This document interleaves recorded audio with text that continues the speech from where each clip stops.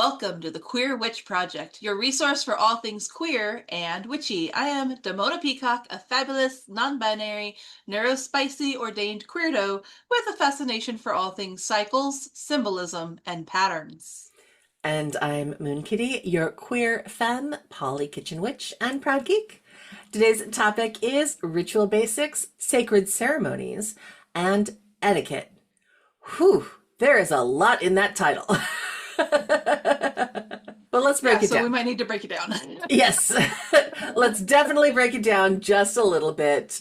No, the reason we want to talk about it is there is a lot in that title, but ultimately they all kind of do tie together in a lot of ways. And we have definitely touched on this in different episodes in the past. I know when we were talking about planning this session, we're like, didn't we cover this? And we went back and we covered it in pieces, but not really put together. So this is the catch-all primer of what are you going to do and look at when we're talking about ritual basics, sacred ceremonies, and overall etiquette when you're going to be attending any of those.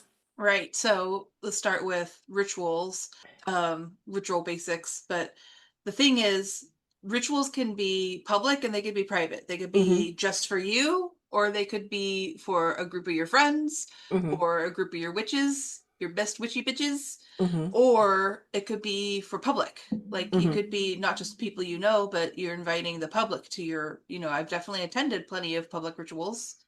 And just know that their own thing. They're completely different from one another. Yes, absolutely. And, humans, we love rituals.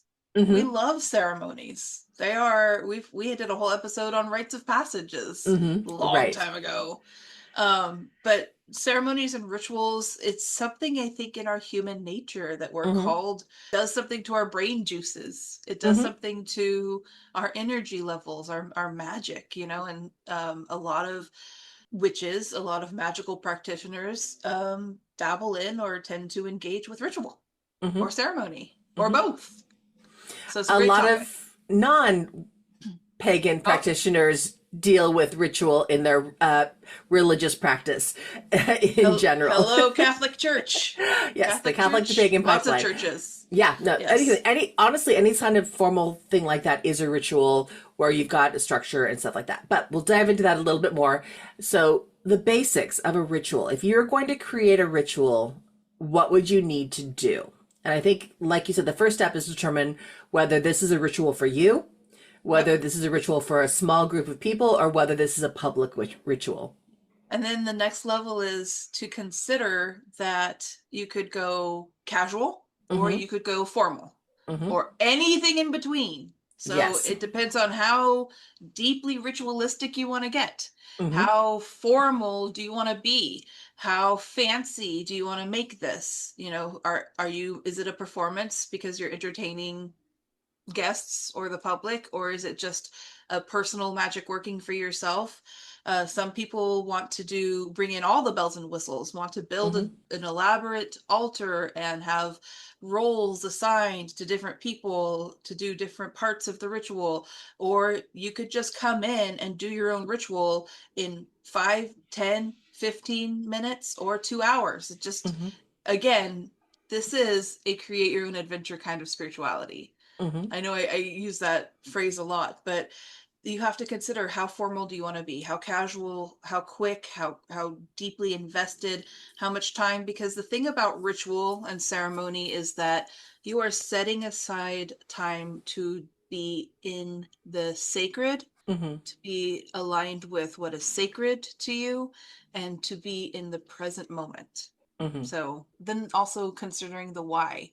Why are we doing this? What's the intent? What's the purpose? We talk about a lot about focus and attention when we're working with energy, when we're working our magic. So you have to decide why are you doing a ritual? What are you doing it for? Is it a celebration for a time of the year? Are you celebrating the passing of the wheel of time? Is it a magical spell? Is it a working? Are you raising energy for no specific intention to be released for whatever personal, people who attend are in attendance, what they want the energy to go towards? Or are you all together raising energy toward one specific intention channeled to and through, whoever's leading the ritual, priest or priestess, or, holy person of some form or another. Again, ritual can be so many different things. Mm-hmm. And so when you are building a ritual, you kind of have to figure out why, what, who, what, where, when, why, how, right? All of Right. those W's and H. So yeah, you got a lot of decisions to make when you're Mm-hmm. building a ritual. Right. The key concept to keep in mind is you're doing something to Mm-hmm. raise energy, whether Mm-hmm. that's a With single with multiple people or whatever else. So what is that energy going to go towards? And that's what that will ultimately shape the way your ritual will go out is where you're going to direct that energy towards.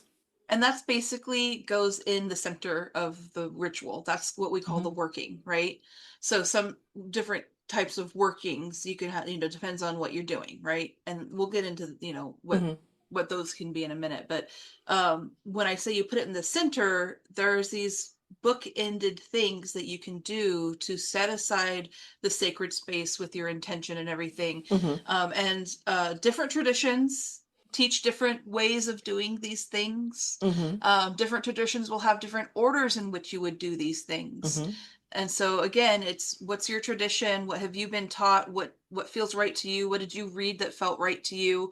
Again, you have to seek these things. That I mean by bookending the working is that you start with creating an energy cleansing, a setting of intentions, creating a sacred space and protecting that sacred space, and inviting in whatever spirits you're working with into that space, and then you do the working, and then at the end you kind of have your own way of celebrating and releasing and sending that space off in a safe way as well. Mm-hmm.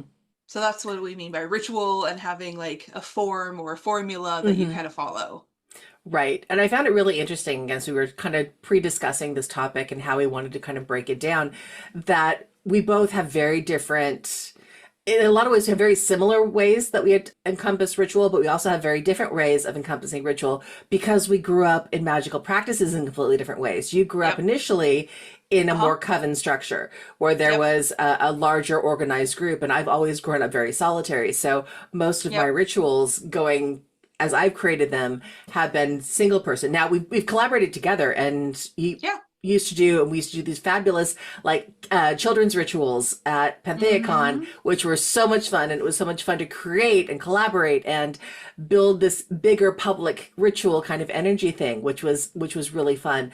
But it's really interesting to see how our approaches are different for how we choose the order of things, but Mm-hmm. also what we're doing. But I love the idea of what you said with bookending things because you either way, how you do the middle portion is going to be completely dependent on you. But you do need to start with cleansing or clearing your space and creating a space for that ritual and releasing the energy ultimately at the end. Yep, yep. So I was, brought up by a priestess and trained and taught to do ritual a particular way. And honest to gods, it was so long ago that I can't tell you specifically the exact way that, they did have their specifics, mind you. It's just Mm-hmm. that my brain doesn't retain all that information all these years later. Right. But enough of it that I could kind of piece together what I think I remember we did. Mm-hmm. But yes, there was always like a very specific way, and it would be different depending on if it were for just our group, our Mm-hmm. coven, or if it was going to be for a public offering. And sometimes I think about like the more public rituals, or like what we did with Pantheacon for Mm-hmm. the children's rituals, as sometimes a little bit of theater, Mm-hmm. Oh yeah, spiritual, magical very much ritual theater. theater, because we're putting on more of a show, Mm-hmm. and getting the public involved is definitely, but it's kind of like a group of us are putting this on for them.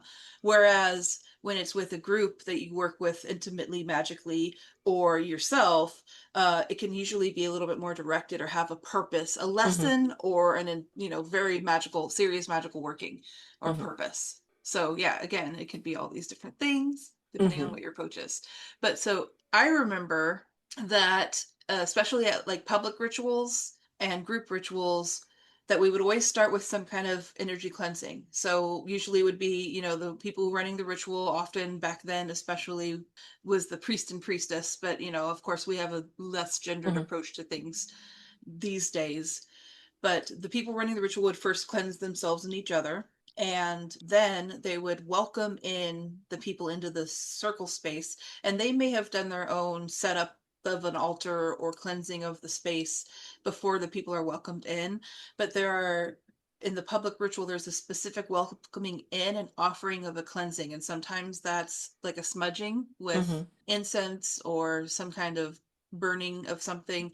It could also be with water or salt water, can be like spritzed or sprayed, or a combination of these things. Mostly, is it smoke, salt water, salt or water, Florida water we've done as well as kind Right. of that clarifying and Yep. purifying kind of thing. Um, Sometimes you can ground on the outside before you step into a space, ground the energies that you have, go out of it, and you step into it with the intent of being into a clear space with a clear mind. Yes, and sometimes there's even a like an exchange of words like how do you enter the circle, and the Hmm. response is supposed to be like in perfect love and perfect trust or something Right. similar to that. I'm sure there's been theatrified in TVs here and there too, but There's definitely a whole movie around perfect love and perfect trust. Better to enter the circle of fear, or better to fall upon this blade than enter the circle with fear in your heart. Bless yeah, you to all of craft, that. 1994. But There you there go. is, for those of us who are of the old school witchy bent, there is definitely some of that too. But there is that, for all that there is, it is very moviefied in a lot of ways, or Right. practical magic, or any of the other witchy Yeah. movies that are there. There's always a grain of truth in them that have been Yep. moviefied And up. then there's a lot of ways that they get him wrong. Get Oh it God, very yes, wrong. yeah, Yeah. yeah. With the idea of some of the basics of that idea of coming Yeah. into a space with the intention of doing something and letting everything else go behind, and Yep. and Yep. dropping off all the stuff that's not serving you to create this thing for a ritual. Yes. So that you're not bringing in any, bad energy or what happened to you that pisses you off this morning, or, stress over the traffic or whatever it is, getting there late, all of that energy is let go of, and you're just moving into with the intention of being a part of this working, to being present in the moment, and to letting this be what's your focus is, and Mhm. not all that stuff. Exactly, because all that stuff can harm the energy of something you're trying to build, because it's what's holding you Especially when back. you're working with other people, it's not fair to Yes. subject them to, but we'll get into all that Mhm. too, because we're going to Right. talk about etiquette. Yes. So So from okay. this point, we've cleansed the space. We've got a sacred space that we have created, Yep. and we have now cleansed the participants, whether that's yourself, a group, whatever it is. Participants have been cleansed. What is next? What are So the steps? And what I remember being is that we would have people participate in calling the quarters or the elements, the directions, the four directions. So, depending on the group, I've worked with people who would start in north and call north, east, south, west. And then I worked with people who like to start in the east because that's where the sun rises. Everybody has their Mhm. traditions and they have their reasons, but east, south, west, and north. But you would be going in clockwise direction, and you would call the quarters, the directions. Sometimes different people would be assigned to be the holder of that energy, to call in the earth, to call in the water, to call in the fire, to call in the air. Mhm. They would be attending to, like, if I would be calling east, that's the element of air. So if that's my job, I would also be attending to putting incense on the burner throughout the ritual, because it's part of the area of the altar. So calling the quarters. And then if you're just by yourself, you can have them represented by different things, either on the altar, or you can just call them all four in, all by yourself.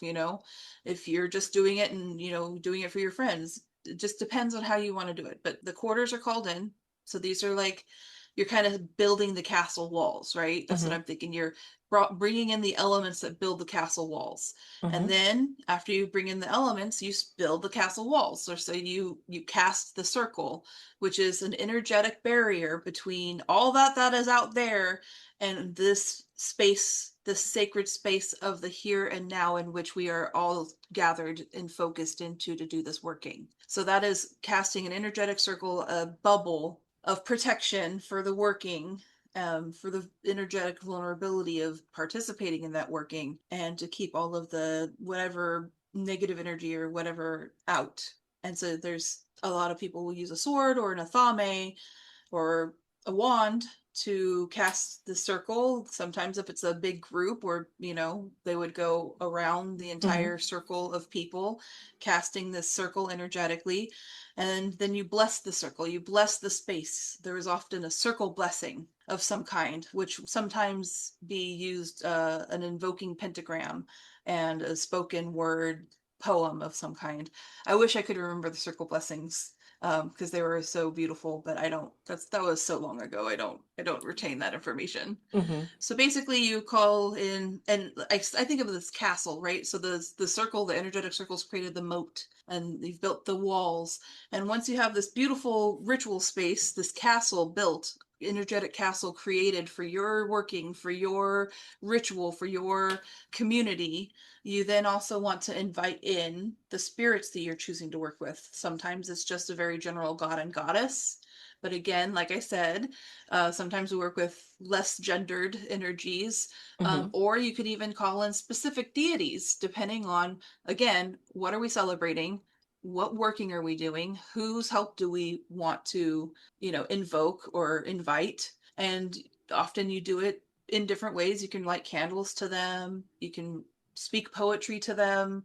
Um, what other ways would you invite spirit in? Yeah, so for me as a solitary practitioner, again, coming out without direct guidance and stuff, I've been thinking about this and going, how did I really do those rituals? And a lot of it is again, I would create the sacred space with that intent, but I would cast my circle, call my elements, and call in spirit and deity all at once. So I wouldn't do those as separate steps. So I would cast a circle first. And I had a cantrip that I had created. It was circle 3 around me, and close within and close without. Perfect balance is what it's all about. Harming none and helping all is how it shall be. This I make true by the power of 3. And I would circle 3 times Mm-hmm. clockwise around that. And then I would go and then I would call upon the elements and the guardian of the watchtower for each direction. Mm-hmm. So at the same time, I would call on the elements and the spirit to protect it at the same time. So I would call upon the guardian of the watchtower to the east, guardian of air, sunrise, Mm-hmm. communication, come in and protect and watch over my circle. And I would circle around again clockwise around that. So I would do that element and that spirit in one step when I was doing Oh, it. and oftentimes when we're calling the quarters, we're also lighting a candle of that color for them.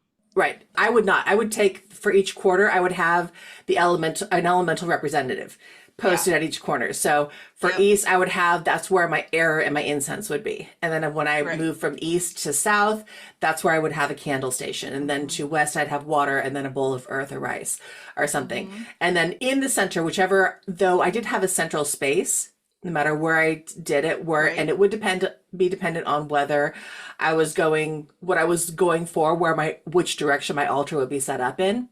I Right. would have, and that central off altar also a smaller represents of each individual element, and a focus of some sort for deity to come Mm-hmm. in to help with that. So it was slightly different in the ways that I did them, some of these steps combined into one step rather than doing it separate. So again, Yep. as ways you can do these as customizing ritual for you versus for the way I you do often things. think about when I was raised in a tradition in a coven, that the priestess was training people up, and so she wanted to break these public rituals into different parts so that people who are a part of the group putting on the ritual would all have their own roles, Mm-hmm. if that makes Mm-hmm. sense. So I think that Absolutely. it got, you know, created in a specific way because it gives, more participants, more people learning. Mm-hmm. So yeah, I can see why she set it up the way she did. When I'm doing ritual by myself, I am way cash, super cash. Like I'm not gonna get up and cast a circle. I'm sitting in that energy and I'm casting it with my mind. I will Mm-hmm. sit at the altar. I don't need a huge giant bubble. I just need my little personal space, right? Mm-hmm. I don't. When it's by myself, I keep it very casual. Mm-hmm. Right. And even when I'm doing a ritual by myself, there's a formality level that I've Yes. done and also a more casual level. So like you said, it can go from completely casual to completely formal, but you can Yep. go in those steps, as well being a solo practitioner, just as much as you can take in Yep. all those steps as in a formal, more public, or more multiple group situation of there. Exactly. So those are the things. But ultimately the process, the steps are the same. The order's a little bit different. And like I said, I tended to combine things into Yeah. an order itself. But that ultimately what we're doing is we're talking about calling in the elements of the directions. We're casting a circle. We're calling in spirit, deity, or guides. All those things to create the initial opening, the opening ceremonies, if you will, of your ritual. From there, now we talk about, like you're talking about, the main action, the meat and potatoes, your inner working. Yes. And this is where the next step would be after you've created that space. So from there, Correct. what would you guys do? Well, again, it just depends on what the purpose of the ritual was. So if we're like celebrating a Sabbath, sometimes there would be kind of like a play or, some kind of role playing that tells the story of the tradition of, whatever Hmm. that holiday was. Or there would be a guided meditation or a dance or some other way of raising energy and releasing it. If there was a spell working, sometimes it would be moon rituals too. If it was like full moon versus dark Hmm. moon, it would depend on, a lot of those would have aspectings where Hmm. the priestess or priest would embody a certain deity or spirit and would offer wisdom through that embodiment or that invocation. So, just the meat and the potatoes. Hmm. It can be all any kind of combination of any of these things. But yeah, we would do that, some kind of working Hmm. or Same. release it, raising and releasing of energy. Hmm. Yeah, same thing. This is where, in the main body, this is where I would do any spell work that I was going to do, read poems, do any sort of crafting or dance, or, like you said, guided meditations. That kind of, like you said, all the same kind of thing as an Yeah. individual versus as a group. It kind of Mm-hmm. all ties together. And again, what is the focus of what your ritual is going to be? Yep. Yep. And it also could just be like teaching on some specific topic. Hmm. It could be some kind of educational experience. Like if we're doing a ritual on dream work, it could be Hmm. setting up a meditation so that we can do some dream work later in Hmm. in our sleep, sort of thing. Like I remember doing all kinds of different things in the mid working of the ritual, depending on what time of year it was and what time of moon phase we're Hmm. in, and why we're even gathering, whether it's for the coven itself or for the public rituals. Hmm. Public rituals for us were basically the Sabbats, the Hmm. big high holidays, the solstices, the equinoxes, and the ones that are in between those. Hmm. Those were our big public rituals. Right. And they were often just parties and Hmm. celebrations Hmm. too, Yeah. which gets us into what comes after the working, Right. which, Which, again, different things. So there's usually some sort of food feasting and toasting usually yes. comes after the after your action. So now you've done the action, you've done the work. Yep. There's lots of different things. So for you guys, they would do feasting and toasting. I love the idea that some of the energy and stuff is you're sharing with spirit, and some are what you're doing for you. Yeah, Um, it kind of built a lot of camaraderie after you've done this amazing working together as a mhm. group. Then you kind of get to like, relax. People running the ritual would bless the food, and then everybody would pass around and they would get some. So a lot of times we would save parts of our food. You eat some and then you save some to libate, to give libations to spirit.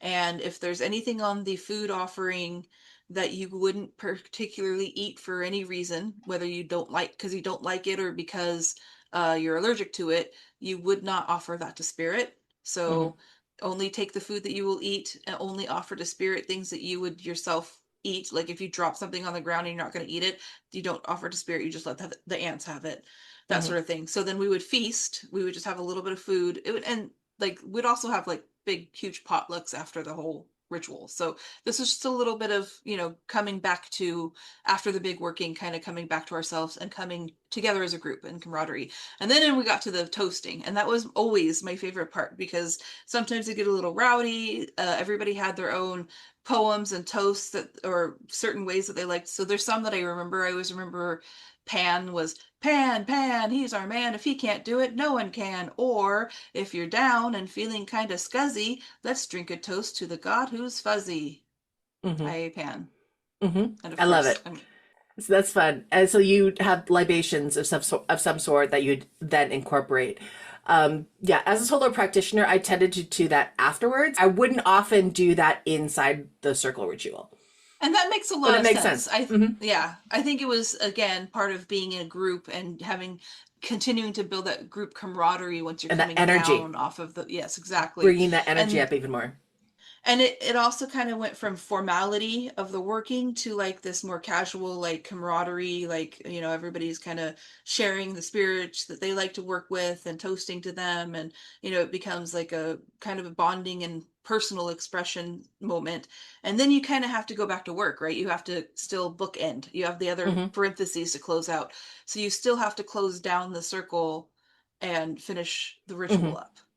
Right. So you have to release the energy that you've created with this ritual. So how you're going to release that energy, whether you're grounding it, whether you're releasing it to the sky, however you choosing to let go of that energy. Yep, yep. Um, You remove the circle in some way, shape, or form, suck up the energy and release it into the earth or into the ether, or, mhm, candles are blown out. You're free to go, you're free to stay. You don't command. That was a big mhm, one. You don't command the watchtowers, you invite them in. mhm, And when you don't release them and tell them to go, you invite them to come and go as they please, mhm, that sort of thing. But you would, basically release the formality of everything. You would let the energy go, close down the circle, blow some candles out, or snuff some candles out, depending on what your tradition is. Some people don't believe mhm, in blowing out candles. That's a whole other thing too. mhm, And you release the quarters, the guardians, you release the circle, and then you start tidying up everything. mhm. And for me, when I was doing ritual, I would release the energy, generally grounded, or again sending it off Mm-hmm. to the entity that I was beseeching, or the Mm-hmm. energy that I was manifesting, the elements that I was Mm-hmm. working with. And then I had again another cantrip that I did for opening the circle back up again. And I can't remember what Mm-hmm. that is at the moment, but I would yeah, open it back up again. And then at that point, then I would do the cleanup, the closing of the space. And then for me, the final step after we bookended everything is you go back and you ground yourself because you've just Yes. had a lot of energy flowing through you. Yeah. And if you've ever participated in a ritual, and honestly, even if you haven't participated in a ritual, but you've been to a dance club, you've been to a bar on a really exciting night or really part of a concert, and you feel buzzy at the end of something Mm-hmm. like that because of all the energy flow that's going through things. So it's the same kind of thing. It's taking a moment to ground yourself back down. And that's where, at that point, that's when I would consume food and drink Correct. and everything to Yes. kind of bring myself back into that And space. and very often the ritual food and libations and offering were one thing, but at the end of the ritual there would be a big potluck that we as a group would all have participated in creating, and we would all Hmm. feast. And because eating and drinking and putting, stuff, sustenance in your body can be very grounding back to Hmm. earth, out of the ethereal sacred space and more into, you know, mundane life. Right. Absolutely. So eating food is a very good way of grounding. Sometimes chocolate is seen Hmm. as a very grounding element, some kind of self care. But even just touching grass, hugging trees, Hmm. and oftentimes, conversation. Hmm. How was that for you? What did that bring up for you? There'd be a lot of checking in too, Hmm. depending on who you're working with and all that good stuff. Right. So that's a lot about rituals and what we've Yes. done and how things can be done differently in different orders. But they, again, they bookended, they've got different parts to it. What's the Yeah. difference between a ritual and a sacred ceremony? Okay, I would say that they're their own separate things, Hmm. although a sacred ceremony can be have like an element of ritual to it. It can Hmm. kind of have its ritual steps, a format that it follows. But I feel like sacred ceremonies sometimes more often than not stand on their own, although you can have a sacred ceremony being in the center of a ritual to be the working of a ritual. So you Hmm. could create a ritual to bookend a sacred ceremony. But more often than not, when I think of sacred ceremonies, I'm thinking of like hand fastings, weddings, anniversary celebrations, Funerals. milestones, funerals, exactly, Yeah. celebrations of life. Yeah. Other big rites of passage. Yes, there's also, there's different ones from different cultures that I'm not a part of, but like quinceañera, I think of Mm-hmm. as kind of a sacred ceremony in a Mm-hmm. way that has its very cultural traditions. Mm-hmm. And Um, other initiations. yeah, exactly. Yeah, And initiations and of things. course, initiations could be a sacred ceremony, and then that could be set up within a ritual. Mm-hmm. But I do think that they kind of stand on their own. But a sacred ceremony can follow a particular formula and be ritualistic in that Mm-hmm. way. So, like, wedding ceremonies have their traditions, and it traditionally goes first you do this, and then you do that, and then you have to have the vows, and then you have to exchange the rings, and then you got to do this and that. So Mm-hmm. it can be ritualistic, but it's not necessarily a ritual. Right. And that's kind of leads into the next question with regards to sacred ceremonies is there anything or what is done differently in a ritual than you would have in a sacred ceremony? And the first thing that comes to think of for me is we're talking about a sacred ceremony versus a ritual. As again, it has its own beginning, middle, and end like a ritual does, but it generally is over a longer span of time. And it has more pieces to it than a ritual does that may not be quite as focused. And often I would think of it as being more formal, although Mm-hmm. with that said, it can also run the gamut between formal and casual. Right. It just depends on what you're doing it for and what the traditions you choose to follow, because just because it's a tradition doesn't mean you have to follow it. Sacred ceremonies tend to be more group focused I than agree. ritual focused, like or than Because individual oftentimes focused. they're a cultural thing, they're a Mm-hmm. cultural rite of passage a lot of times. So sacred ceremonies can be more often, I do think of them as group, a Mm-hmm. little more formal, a little bit longer in length. And I would say that usually the ceremony, feasting and celebration usually comes after the Right. ceremony versus in a ritual where the partying can start within the ritual. Mm-hmm. Yeah, I definitely agree. And same thing with those sacred ceremonies. There is a public nature to some of them, and there's also a private nature to them. And even a private nature can be kind of public. If you think about a wedding, for example, it's a private event, but it's still open to a number of people who may or may not be at the same faith practice, belief Invite only. system, anything like that. So there's that kind of balance that it walks. Whereas maybe a sacred ceremony that's a funeral may be literally open to the public for anyone Right. who knows that person versus a very specific kind of group of people. Yeah, right. So again, it just depends on the Hmm. reason you're doing the ceremony and who Right. you're doing it for or with. Okay. So Yeah. now we've touched on sacred ceremonies and rituals. Let's talk about etiquette Etiquette. and This finally is this very out. important. Yes. Yes. And well, my first one is don't be an asshole. Can we say Yes. that on TV? Can we say that Yes, on YouTube? please. Don't be Seriously. an asshole. Doesn't matter. Don't Where you're going, whatever. Just general rule, don't be an asshole. be considerate. So Hmm. not being an asshole means being considerate. Not making it all about you. It's not all Yeah. about you. Don't suck the energy out of the room. Don't be that person. I said, don't make it about you if it's not about you. Yeah, So, it's for not about you. example, if it's my wedding day, it better be about me because this is my day. Fair. That's fair. But yeah, but if I'm a guest at a wedding, it's not Don't about make it me. about you. It Yeah. don't make it about me. Don't make it about Right. you unless it's about you. So again, if you're talking about a birthday or a wedding or a quinceañera, like you mentioned, or other certain rites of passage, there is generally someone that it's about. Right. And if And the let person is that be about, their if it's day. not you, then don't make it about you. Yes. And be considerate of the energy that you're bringing into the space. Again, Absolutely. so not just not sucking the energy out of the room or not making it all about you, but also if you ran into traffic and had like a road rage incident beforehand, don't bring that energy, that anger, that frustration, that anxiety, that stress into the ritual or the working or the ceremony that you're attending. If you can take a moment to yourself and release it before you get there, find a way to let it go and leave it behind you. because when you're entering into sacred space or sacred ritual or sacred ceremony with someone or a group of people, you owe it to those people, especially the ones that are putting this on for you, to really do walk in with that sense of, I'm bringing my best self, I'm bringing my best energy into this, and I'm not going to bring, because I think of these things as like you're energetically soaking in a hot tub together, Mm-hmm. it's kind of an energetic human soup.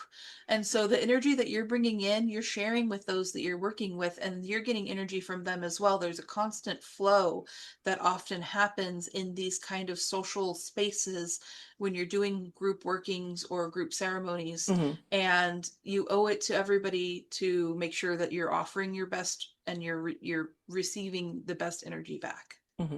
And if it's one of those things where you are late to the ceremony of whatever it may be, because you hit traffic, because you're frustrated, it makes sense that you're frustrated, you've got that anger. It's absolute, those moments especially, it's absolutely critical to ground yourself. Yes, you are already late. Now, can you join in a way that's respectful? It's better to Yep. sneak in quietly and observe than to barge in angrily and Yep. make yourself a focus where you weren't necessarily meant to be. So taking that moment to ground, to calm, to release the frustration allows you to step into a ceremony in a way that's unobtrusive and allows you to Yep. blend into and receive that energy back a lot faster than if you're trying to push this stuff out before you can get more in. Yep. And it takes a lot of social energy to Yes. attend and get involved in a ritual. It takes 3 times the amount at the very least to host, Mm-hmm. to put on a public ritual. So Yes. be considerate of the work that people put in to create this Mm-hmm. space, to create this working. I know that a lot of people will often be very excited after a class or a ritual or a working, and then they will often want to go talk to the people who put it on. And remember that, maybe it took a lot of energy from you and you just showed up that, they've been planning this for Mm-hmm. days, weeks, months. So, be very considerate of their energy as well. Mm-hmm. Don't make it all about you. Don't suck the energy out of the room. And, it's by all means give feedback. People want to hear feedback. We do want to connect. We want to know how it Mm-hmm. went. But sometimes kind of read the room. Mm-hmm. Give them a Yes. little bit of space at first. Give them a minute to ground themselves, to eat Mm-hmm. something Yeah. before you And pile on. absolutely. And I agree that you definitely give them a moment, but at the same time, you also need to understand if you're one of the ones conducting this kind of public ritual, that you are going to have people come up to you Yep. afterwards. So you need to maintain that in yourself and be prepared for that kind of aspect of it. So have on hands food or drink or something that you know you can get immediately into to help replenish that energy that you just used to be able to then help and talk and discuss the stuff that just happened with people who are interested. That's not saying you won't do more later, but have that, know that this is something that's going to happen and find ways to help prepare yourself for that kind of thing. Absolutely, because I definitely once, like my little pet peeve over here, I attended a meditation one time that people came in and offered. There was like a group doing a thing, and then different people offering different classes. But these people came in and did this really deep, like meditation where you're supposed to go back and meet an ancestor or Mm-hmm. a beloved dead, and brought people back up. And there were a few people that came back very emotional, very moved by the whole experience. And instead of getting any feedback or checking in or asking, like, you okay, there's some tears, do you Mm-hmm. want to talk about it? They just bounced. They're like, all right, well, we got to go now, so see ya. And then that kind of left the participants to all kind of care for one Mm-hmm. another. But I was just like, note to self, never be that person. Don't Yeah. be that person who drops the deep bomb of like, I'm going to dig you deep into this amazingly powerful meditation where you talk with your beloved dead and, bring up emotional stuff. And the minute I bring you back, I'm bouncing. No, Right. it is your responsibility, Mm-hmm. to help people unpack their magical experiences if you're the one putting yourself out there offering this working or this And lesson. yeah, and if you are offering something that you know is highly emotionally charged or something like that, think about having warders or wardens who can Yep. be designated to bring people back into their bodies. That was one of the things that I absolutely recommend or remember Loved. from the various high rituals that we would do at Pantheacon a long Yep. time ago is we had a couple of friends who were like, I am here to ground you. Because you would come back out of it and because ritual would end because it's a short time frame, you had so much Yep. thing, there really wasn't time for the aftercare and feasting that you would get into things. So you would come out and you would just be buzzing and Yep. you don't know what to do with it. You can't focus, you can't figure out where you're going, and just going to someone who's like, nope, I am focused on grounding energy. And just they can put your hand on your shoulder, they can be a hug, whatever you're comfortable with in regarding touching, even just sometimes a hand on a hand or something like that. Taking that moment to just feel their calm energy to bring and ground out that buzzing. So if you know that you're going to have something that's going to bring this up, make sure you Mhm. have people who can assist with energetically bringing people back into their bodies who are outside the ritual. They can watch it, but they're not participating in the ritual. They're staying purposely outside the ritual to bring you back in afterwards. Like warders or guardians. Like I remember Mm-hmm. specifically different groups at Pecan, which is a pagan convention that we used to attend, would they had 90 minutes for their ritual Mm-hmm. offering. You had these very strict schedules. So they would say, our hospitality suite is room number whatever. If you need any more help grounding or, anything Mm-hmm. that was brought up for you during this ritual that you want to process with one of our warders, one of our priests or priestesses, you could come to this room, after the ritual and we'll have someone here who can help you. And I Mm-hmm. just deep respect for that move. Yes. I think ritual aftercare is sometimes very necessary. So incredibly necessary. And same Because thing. sometimes, and if it's just by yourself, you got to give that to yourself too. Hmm. And that's one of the things, regardless if you're going to a pagan event or even just any event where you're going to be there for long periods of time, you Mm-hmm. need to make sure that you are after caring yourself Yep. in that you are drinking water, you Mm-hmm. are eating food, you are taking moments to sit in the shade if it's outside and taking those moments because otherwise you're going to deplete yourself and you could cause yourself injury, whether it's sickness, bodily injury, a lot of different things. So really making sure that you are prepared for what you're going to be doing and bringing that in. Also, give consideration. Are you an energetic sponge? Did you Yeah. go to this public event and just soak up everybody's energy because it's buzzing around? You got to release that. You don't want to Hmm. like burn yourself out like over an overcharged battery, right? Hmm. Right. An over caffeinated squirrel. That's like the last thing we need. Yeah. You will go, and then you will crash. Yeah, exactly. So just remember the self care and remember the community care. Hmm. So part of ethics. And then the last one that I have, as part of etiquette, when we kind of touch on it a little bit, but be respectful of the timelines. Like I said, we Right. went to points where their ritual was you have 90 minutes. Yeah. This is your window. So You got to unless show up there's on time. yeah, you gotta show up on time. Now, obviously if you're driving to some place, sometimes shit happens and you're late because there's traffic or there's something else that gets you late. Unless it's an emergency and due to something else, don't be late and don't leave early. That's the Right. thing. Either way, it breaks the circle and the spike the energy in a way that can be really Sorry. challenging to control potentially, or can be really distracting. So don't be late and don't leave early unless it's an absolute emergency.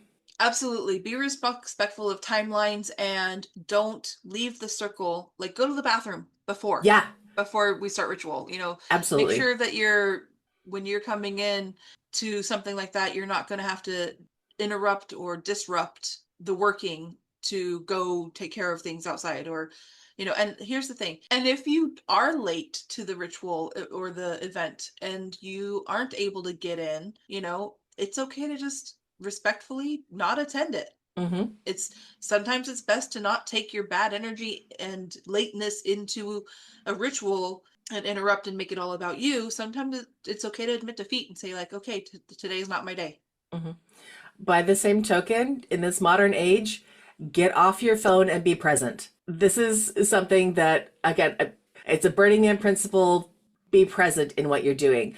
I'm not saying that there can't be moments where you have to check in, but during a ritual, during a sacred ceremony, during Your any of phone these should be things, off your and not phone should even be on off. you. Yeah. Yeah. And if you can't take your phone off for whatever reason, Silence. because you are expecting an emergency thing, whatever it may be, maybe consider not attending that ritual. Right. And that can be a hard thing because it could be something you really want to do. But if you know that you have to be tied to your electronic device for an hour and a half and you cannot get out of it in any way, shape, or form, you have to decide what is the bigger priority. You Yep. can't be in a ritual and be on your phone. You have to be present. Otherwise, it's going to, again, disrupt the energy of everything else around them. Yeah. And just be respectful. Mm-hmm. You know, come in with respect, learn something new. It might not be the way you were taught to do things because Mm-hmm. people, again, they have their own traditions, they have their own Right. approaches, they have their own way of doing things. And when you're attending a public ritual, you want to be respectful, participate the best you can.